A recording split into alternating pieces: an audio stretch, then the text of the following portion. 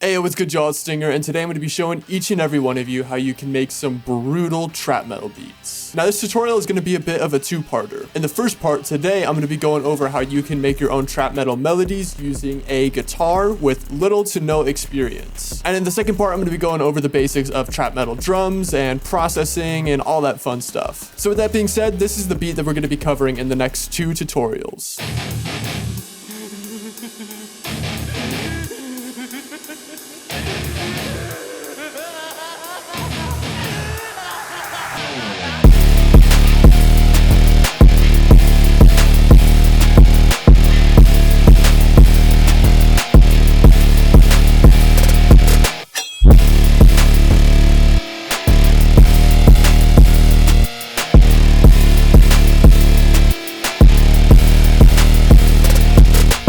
First, I'm going to break down how I made the guitar loop and what my process was, and how stupid easy it is to make it. So here I have the guitar. It's a Squier Telecaster. You don't even need some kind of crazy like metal guitar or anything. And all you're going to do is you're going to tune your guitar to drop D, meaning I took this top string being an E and dropped it down to a D, hence drop D. And now all I have to do is play bars on each fret, and that represents each note in the scale. So if I play an open, that's a 1, 2, 3, 4, so on and so forth. And for the bars, you're going to want to put emphasis on these top two strings. So you put your finger over and put most of the pressure up at the top. And now you just have free range to play whatever you want to play. While it isn't going to sound completely perfect, this is mostly just for beginners like me. So for the first interval, I just played a pattern going from the 7 to the 1. This little half step interval is perfect for metal because it creates a really tense and dark tone.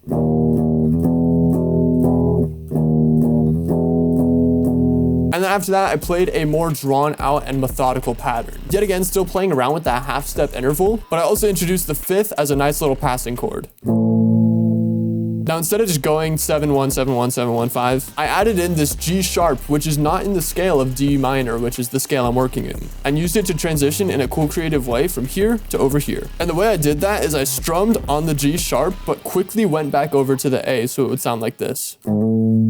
As for those really deep muted chugs in the beginning, all I did was I placed my hand on the fretboard very lightly, and then just played a super basic strumming pattern.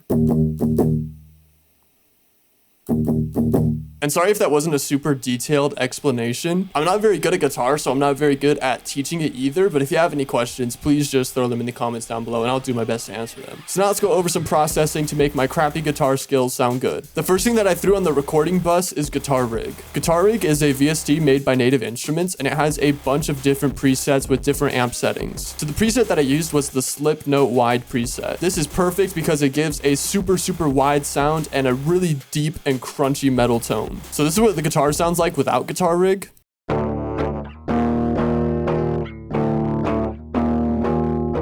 And this is what it sounds like with Guitar Rig.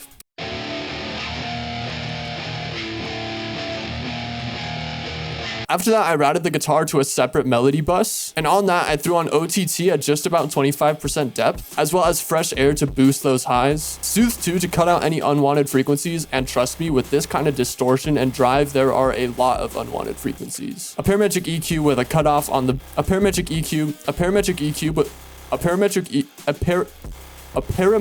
EQ with a slope off on the subs, and then a notch getting rid of some high mids. And then I threw down an imager putting the low end sort of in mono and then boosting those high ends up to stereo. And then lastly, I threw on a second EQ to get rid of that really muddy low end. So now with all that processing, this is what the guitar sounds like.